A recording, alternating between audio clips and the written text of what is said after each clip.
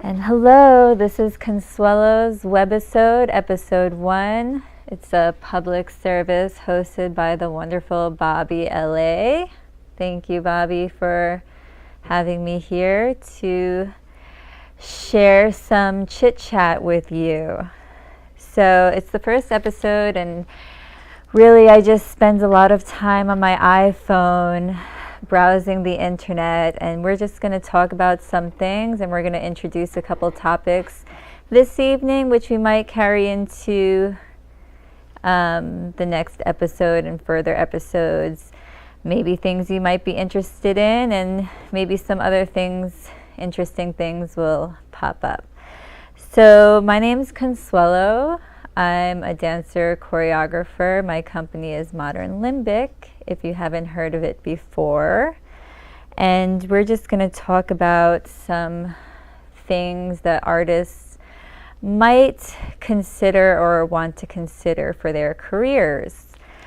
This might be some useful information for people who are starting out and want to protect their business, image, or artistic identity. So we're just going to touch upon some things here. So anyway, arts and law are kind of hazy and sort of a weird and budding subject, you might say. We have a sort of creative mind development interplay with personal interests or personal messages and things like that, and we develop a creative process and we bring wonderful artwork to you as the audience. So as an artist, we do have some rights. Just as humans, we have some rights. Fortunately for us, this keeps us afloat.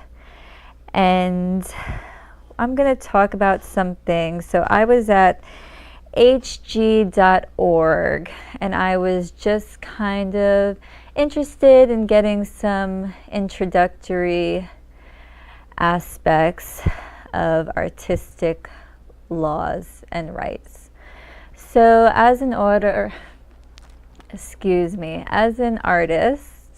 we have the rights of disclosure to any sort of secret information or new information that you may want to conceal or sort of present metaphorically or abstractly, or whatever it is that you're trying to express or convey. We have the right to correct or withdraw works previously disclosed, I guess, which means you can sort of erase them if you felt like it. We have the right of attribution. Now I'm just going to read this word here from my cell phone, which, according to Google, says in social psychology, attribution is the process by which individuals explain the causes of behavior and events. Attribution theory is the study of models to explain those processes. So we have the right of attribution, which I guess is a sort of defense so that the overall integrity of our work is protected. We have the right, against misattribution or non-attribution. We have the right to publish anonymously or not. Maybe you want to use a sort of alter ego identity to publish a work, which I know many artists often do. Art can be a form of expression. It can be a decoration. It can be a currency. And it can serve as the basis for many careers. So art lewd art law includes how works of art should be valued. So that includes intellectual property rights, free speech issues, which really shouldn't be an issue, which is why we're here. Authenticating and dealing with stolen work, if your work has been reproduced, or business and art as industry, which is always to be considered. And you should sort of ask about how you create your work, and if it was created independently, or if you're hiring somebody to create a work for you, or some variation of that.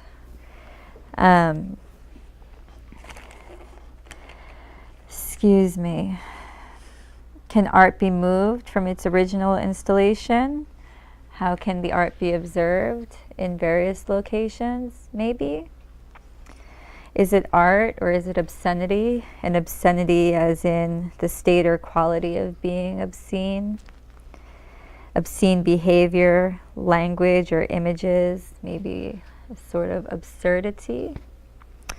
An extremely offensive word or expression like bitch, whore, or nigger. Is it a crime, like graffiti art, or dancing around the Capitol building?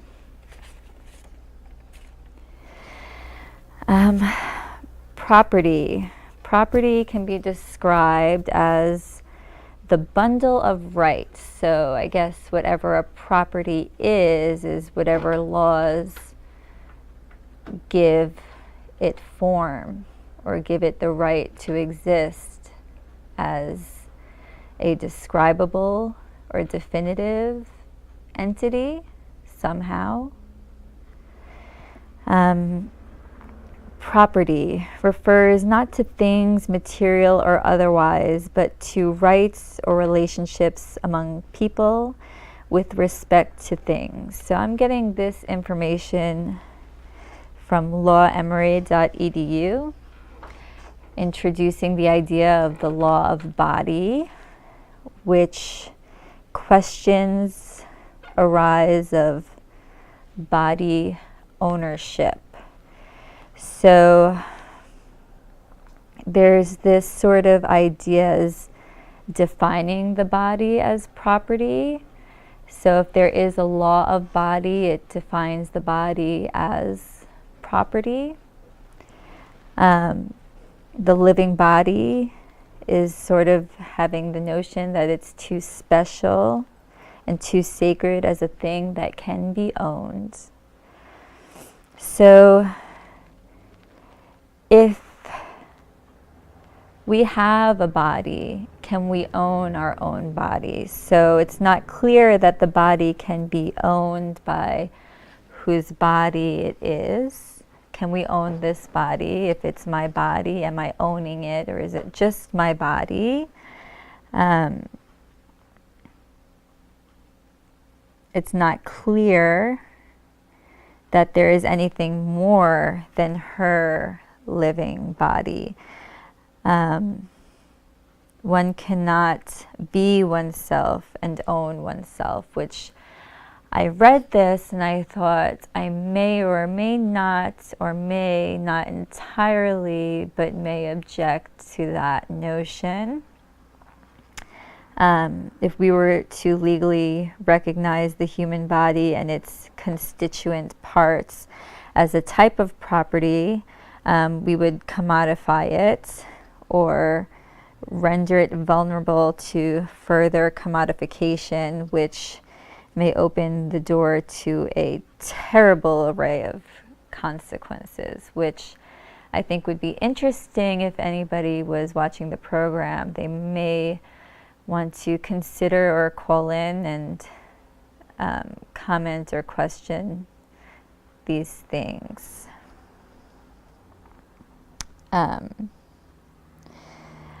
I think that we own our bodies. And it is said here that whatever metaphysical spirituality or sacredness we ascribe to ourselves or our bodies is an object of property that we sort of have ownership of or partial ownership of, sort of like a timeshare, as far as sacredness and spirituality and the metaphysical. Body as a thing of boundaries. So we have our body in space, and we have our body in time. So for instance, my body is here with you in this time of 1 hour this evening in this space. And those are the boundaries of both temporal boundaries of a body that changes in time and progresses in age, from 7 to 8 p.m. And the body as a physical occupier of space as a boundary.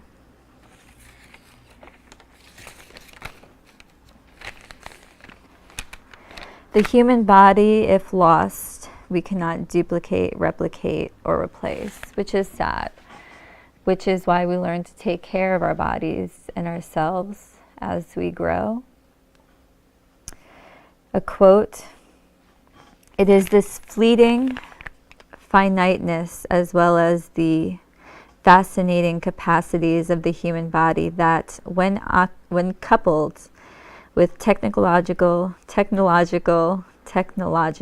revolution that is quickly bringing ever more biological secrets within our grasp, necessitates that we take seriously the human body as a subject and object of law." I'm going to repeat that one more time. It is this fleeting finiteness as well as the fascinating capacities of the human body that, when coupled with technological revolution that is quickly bringing ever more biological secrets within our grasp, necessitates that we take seriously the human body as a subject and object of law. So I think it's safe to say, and it's safe for you to say, that I own my body. I own the rights that are ascribed to it as the objects of my property. It's very important to raise attention to these things. And I think that we will probably delve into these topics further. As laws of body manifest or have manifested, I think it's also important to be reminded that we have the right to self-defense, which is, according to Google, the use of reasonable force to protect oneself or members of the family from bodily harm from the attack of an aggressor, if the defender has reason to believe they are in danger. The right to use reasonable force or defensive force for the purpose of defending one's own life or the lives of others.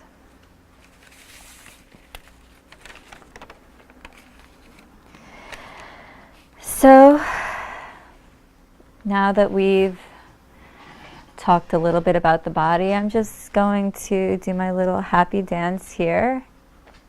And I'm going to read you this fun little quote. It says, "Respect, it's a thing that's a noun, pounds, meow." One more time. Respect, it's a thing that's a noun, meow. So now moving on to Wikipedia.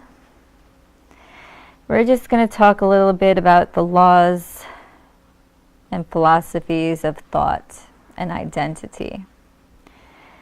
Because it is said that everything can be traced back to a thought that has been had. So the law of identity is whatever it is, is. It will be as either so or not so as it is, defined as either so or not so, because it is as so, or it is as it is as not so. As a man is to what being a man is, as well as to his prescribed identity and characteristics as so. Quote, if, however, they were not limited, but one were to say that the word has an infinite number of meanings, obviously reasoning would be impossible, for not to have one meaning is to have no meaning. And if words have no meaning, our reasoning with one another, and indeed with ourselves, would be annihilated. For it is impossible to think of anything if we do not think of one thing. But if this is possible, one name might be assigned to this thing, according to Aristotle. I'm going to repeat that one more time. If, however, they were not limited, but one were to say that the word has an infinite number of meanings, obviously reasoning would be impossible, for not to have one meaning is to have no meaning, and if words have no meaning, our reasoning with one another, and indeed with ourselves, would be annihilated. For it is impossible to think of anything if we do not think of one thing, but if this is possible, one name might be assigned to this thing, according to Aristotle, who is a man with his prescribed identity as a philosopher.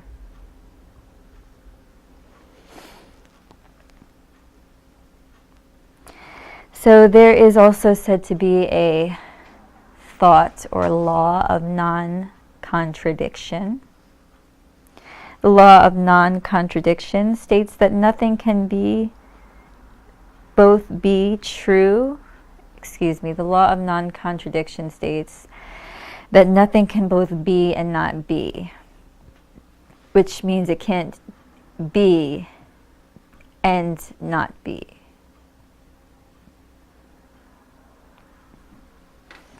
Quote, one cannot say of something that it is and it is not in the same respect, according to Aristotle. So I cannot say that this is a phone, but it's not a phone, in layman's terms.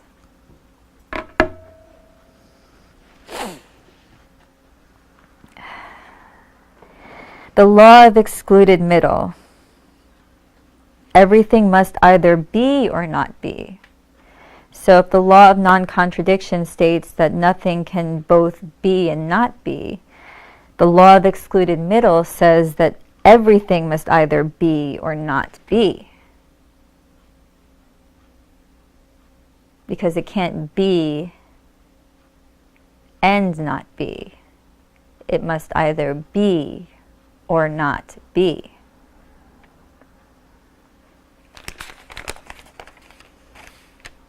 Quote, to say of what is that it is not, or of what is not that it is false. Again, to say of what is that it is not, or of what is not that it is false. While to say of what is that it is and of what is not that it is not is true. So that he who says of anything that it is or that it is not will say either what is true or what is false. To say of what is that it is not or of what is not that it is false. While to say of what is that it is and of what is not that it is not is true. So that he who says of anything that it is or that it is not will say either what is true or what is false, according to Aristotle, metaphysicist. So in shorthand, to distinguish property, it is identical to X, it is identical to Y, it is not identical to X, it is not identical to Y, and the characteristics prescribed to each in their similarities and their dissimilarities. This is identical, this is not identical. This is identical to X, this is not identical to X. This is identical to Y, this is not identical to Y. This is not.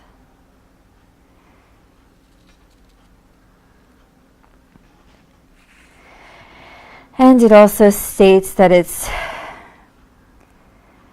likely or possible to have conflicting beliefs in a thought, or to hold a thought with conflicting beliefs, to maybe have an alter ego, and one person having one being and an alter ego that is distinctly different from the being, like me here speaking to you as Consuelo, and maybe my artist self who performs differently in different things entirely, in a different state of mind.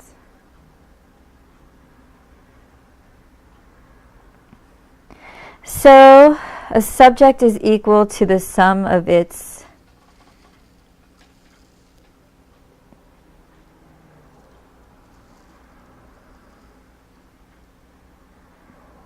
well, I can't read my handwriting. It's, you know, we could say parts. Predicate.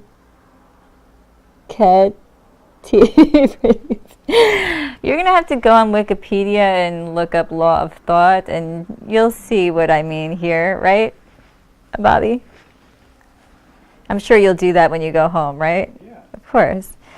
So the sum of its blah, blah, blah parts, as in A equals A. So the identity of A as the subject is equal to the sum of A. So whatever A includes is the identity of A, right?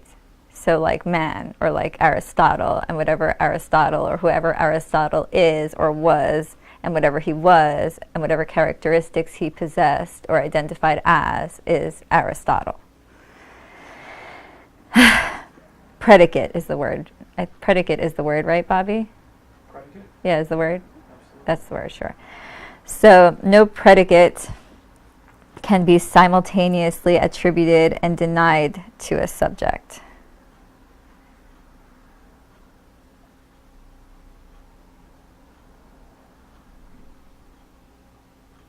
Okay. Of every two contradictory opposite predicates, one must belong to every subject. That's 3. And 4, truth is the reference of judgment to something outside as it is sufficient reason or ground. So truth is the reference of judgment, and that is the truth, and that is the law.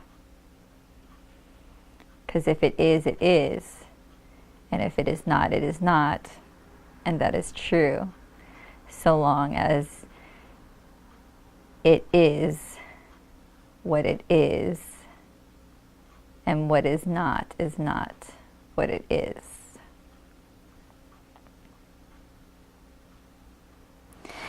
So everything that is exists. Nothing can simultaneously be and not be. Each and everything either is or is not. Of everything that is, it can be found why it is.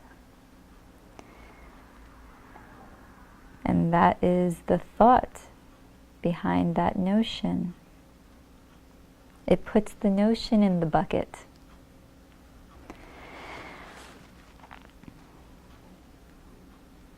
And this is what is thought in concepts and in real things. So, what else do we have? We have literal symbols, which represent things as subjects of our conceptions. We have signs of operation, standing for those operations of the mind by which conceptions of things are combined or resolved so as to form new conceptions involving the same elements, not elephants, but that slip was the elephant in the room. And then this third sign of identity, quote, a literal symbol represents a name applied to a collection of instances. A literal symbol represents a name applied to a collection of instances. So I'm Consuelo, that's Bobby, and we're going to figure out what a meow is. Like a bird represents an entire class of feathered, winged, warm-blooded creatures. This is right from Wikipedia. Or in other words, bitch, whore, faggot, nigger, or doctor. Quote, this universe of discourse is in the strictest sense the ultimate subject of discourse. Discourse. These laws are sketchy, however, the property of body, or in this case, artist, and especially in this case, the mind. Well, we have, according to Google, a legal personality, which is a prerequisite to legal capacity, which is the ability of any legal person to amend, enter into, transfer, etc., rights and obligations. Based on the fact that these properties exist in their respectful right and are not always as tangible objects, keep your mind in definite mind, especially as you pursue and nurture these creative endeavors. As we know, these are crucial facets of your creative foundation as an artist defines.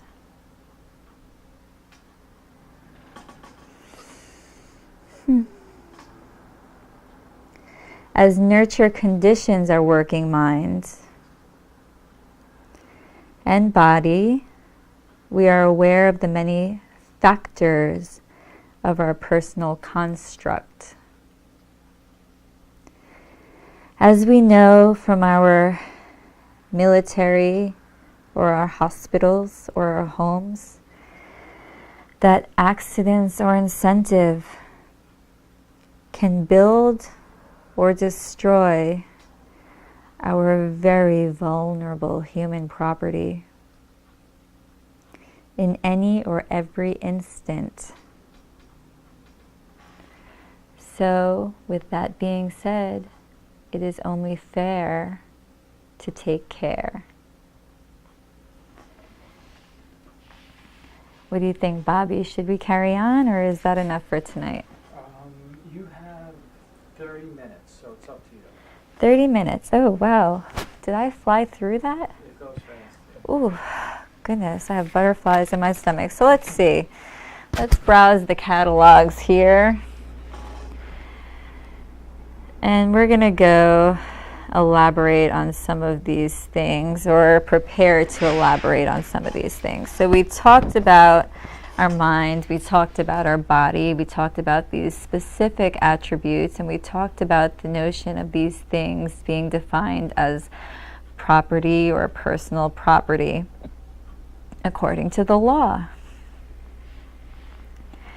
So let's go back.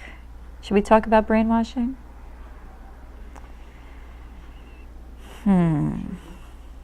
Are you is that something you're interested in? Should we talk about human rights first, or should we talk about brainwashing? Brainwashing is more interesting. You think brainwashing is more interesting? Okay, so well, I came across this funny website here. Bobby says, screw the rights, let's just get right to the good stuff. So we've touched upon our body, and we've touched upon our property. And now we're going to touch upon other things, touching upon these things. So,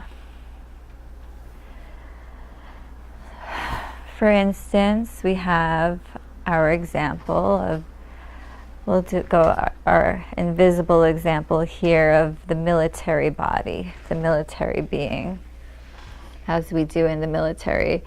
May be different from what we do as parents for our children growing up. So we nurture our budding babies, we nurture their minds, we have them grow and develop into bright, fluffy, pink, gray, pulsating, delicious organs, fluid organs. And we have other entities that also condition the mind.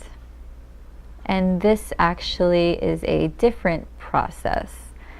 So when we learn and we grow and we nurture and we reinforce by studying and we learn these words that we speak so vibrantly and vividly and lusciously,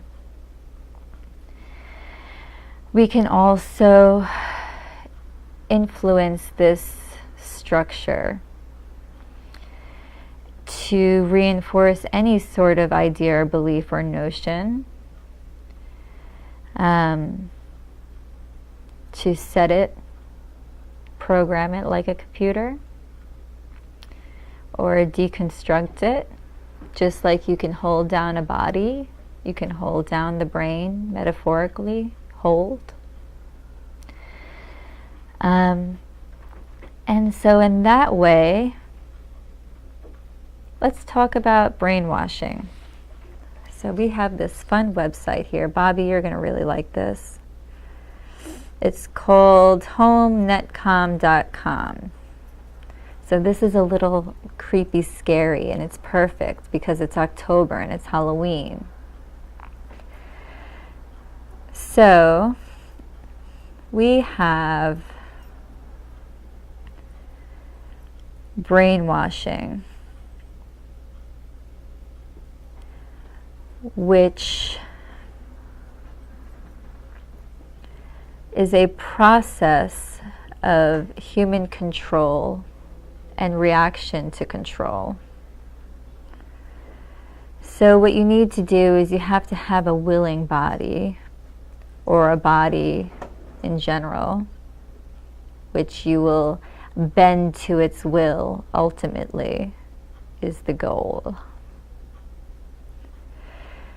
So you have to make the individual aware of control. And that's the first stage of changing the behavior, is awareness or observation, right?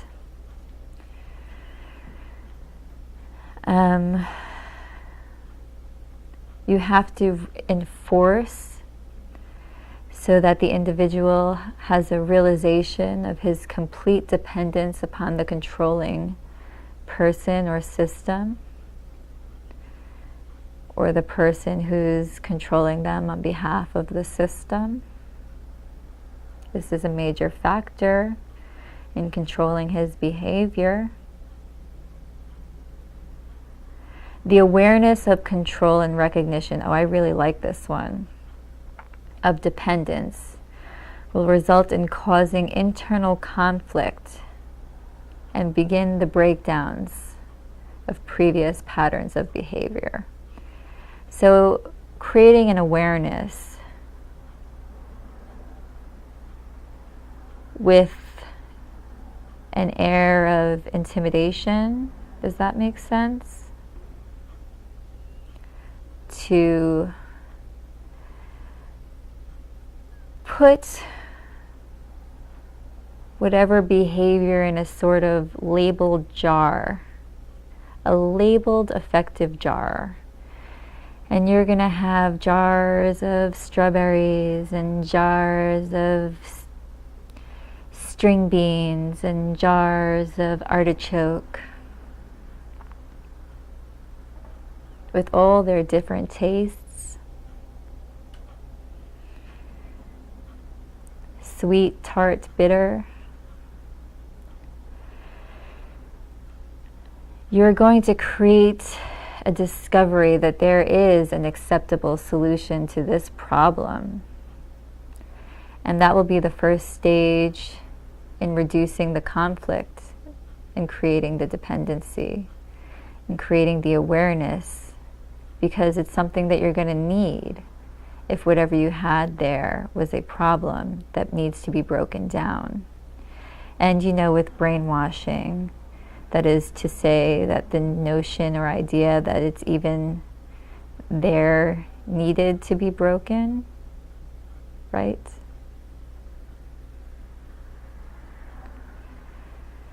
And therefore you begin the jarring and the breaking down and the hope and the need and the dependency, the taste for the reintegration because of the affective and cognitive dissonance. We'll begin the process of reintegration and the building blocks of your new brain and your new self. And you will never be able to think, never say never. That's a really absolute word. But you're going to really have a hard time after all that digging and ingraining, feeling not dependent on these new and newly imposed beliefs and systems in your mind, body, and soul.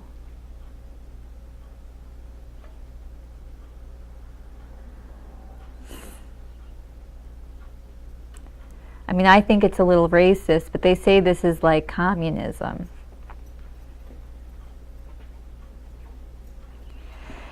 So there's going to be a lot of high anxiety, interrogation, give you the jitters, elicit responses, the elicitation of the responses.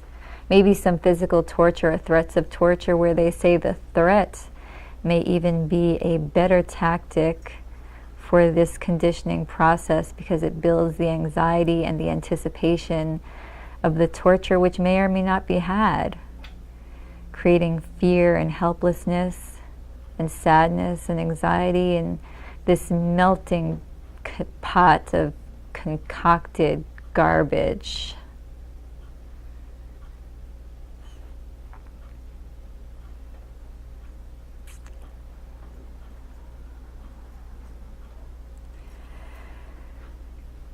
So I guess the victim plays a passive role. His conflict is either resistance or submission, confusion, dissonance. Lovely word. We love these terms. We love this discourse.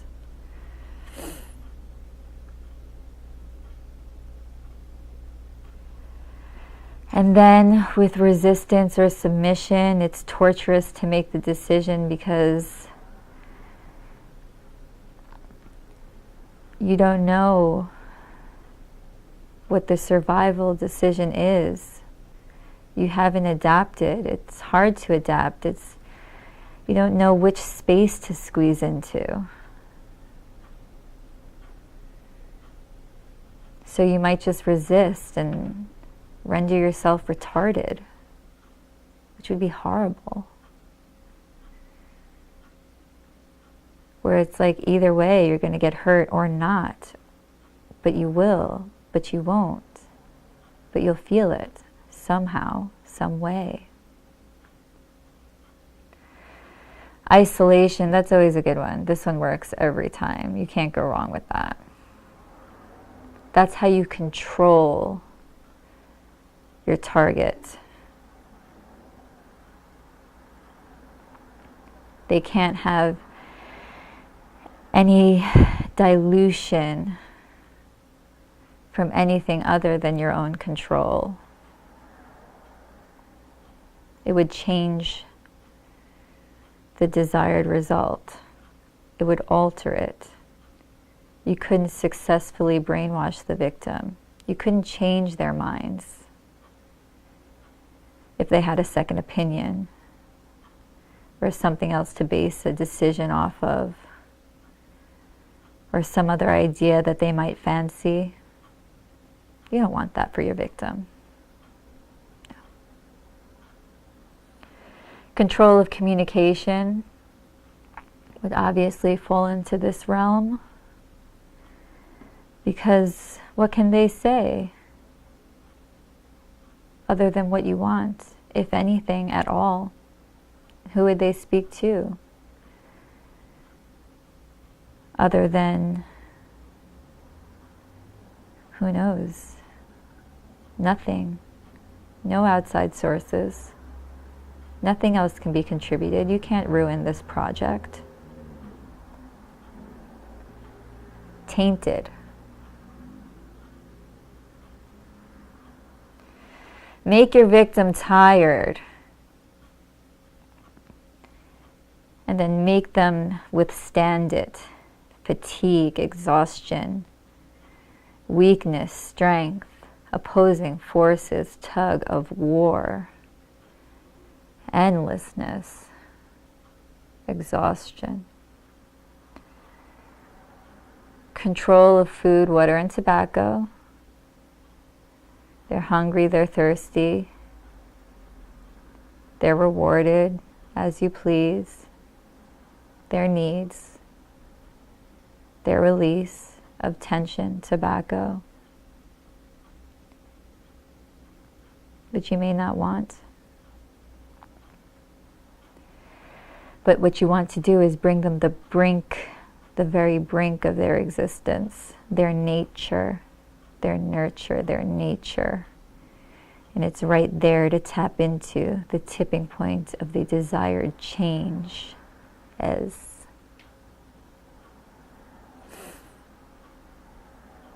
you keeping notes, Bobby? Mm-hmm. Okay. Criticism and self-criticism, or criticism that induces as such, hypnosis and drugs. Ways to deteriorate sense of values and resistance, targeting history, spontaneous friendliness of the interrogator, trust, petty demands, curtness, abruptness, humiliation in various forms.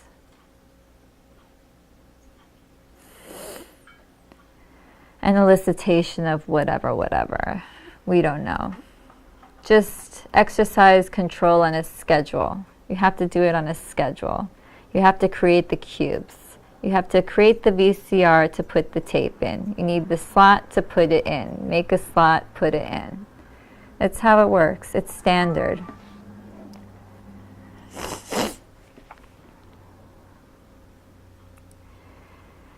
So it's interrogation, it's jarring.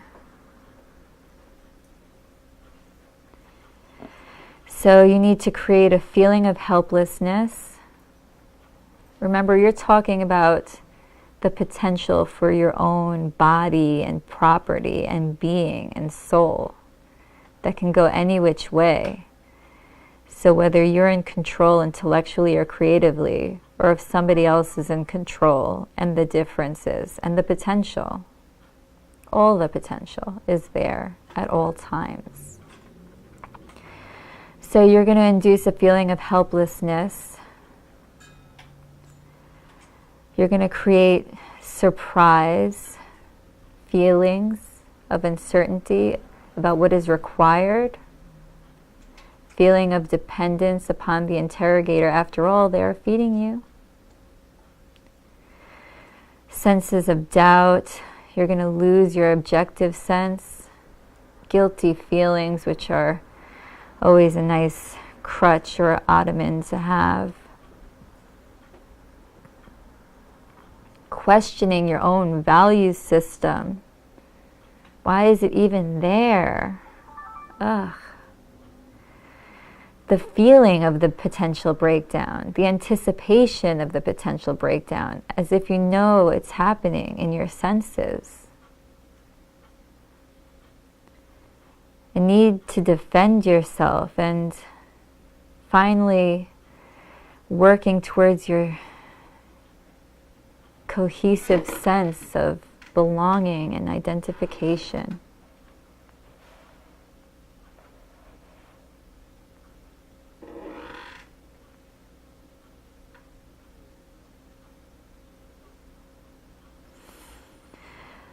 Well, I think that was an interesting set. So what are your thoughts on some of these things, Bobby? What do you think about this stuff that we talked about?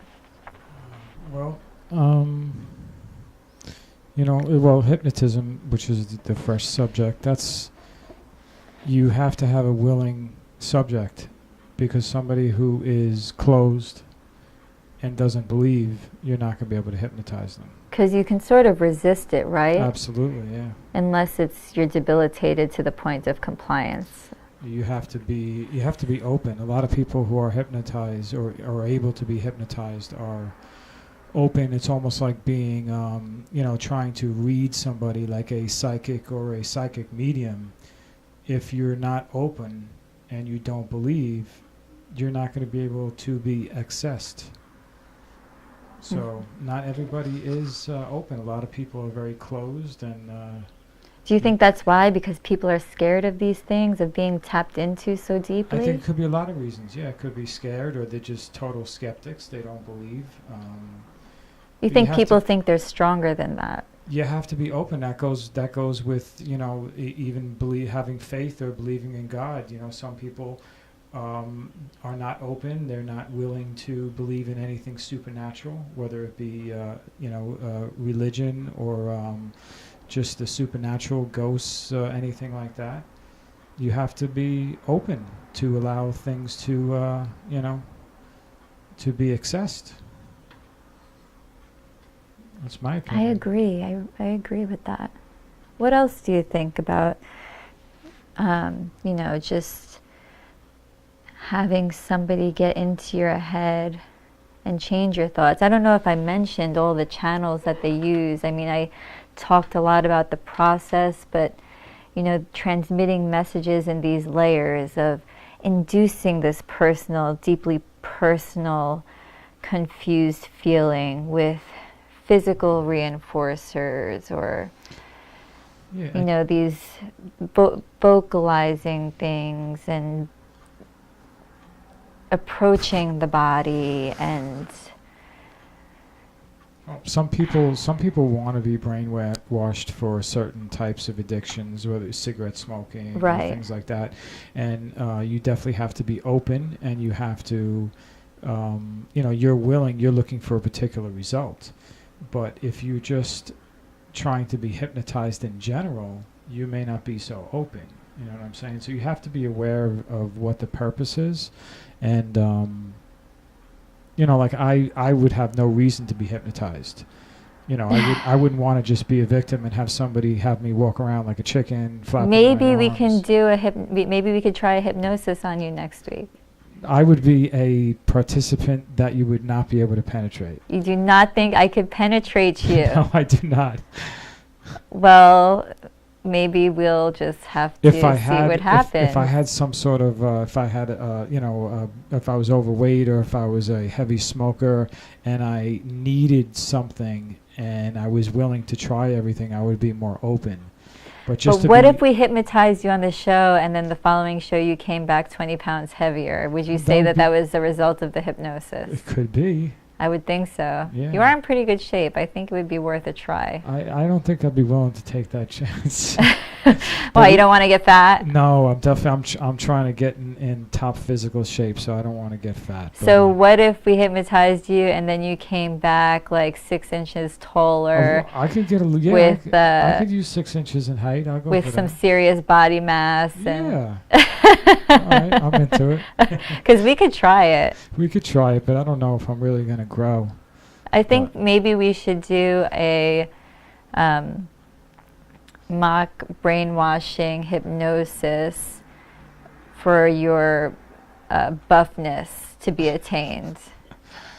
And see what that would be like. I think we might want to try a test subject first before we go for me. You know, I have a lot of things. But I thought you would not. I thought you could only resist this. I thought I could not penetrate you, Bobby. I definitely could resist this. I definitely could. But knowing, like, in other words, if I truly believed that you could hypnotize me and I could, over the next course of the 6 months, gain an inch in height over the next, every month for 6 months, and I seen it happen, I would believe it and I would be open to it. Oh, because you want it to happen. Because I want, exactly. So what have you got to lose? What, are you concerned? Because I know it's not possible. Are you concerned I might shrink you?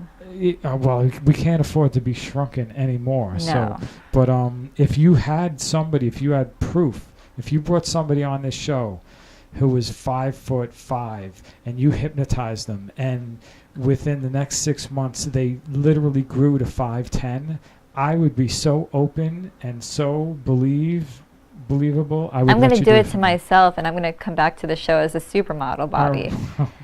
Well, you're not far off, so that's not a good example. You need something a little more drastic.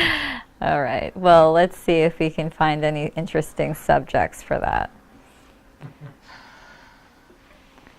All right. So is our time up? Yeah, that's about good. You're it's 8:07, so you're almost at an hour. So why don't you give your all your social media and let people know where they can watch the next show and how to share and stuff like that, because we're going to put this on YouTube too, right? Please join us at StrongIslandTV.com for Consuelo's Webisode episodes. This is a general talk show.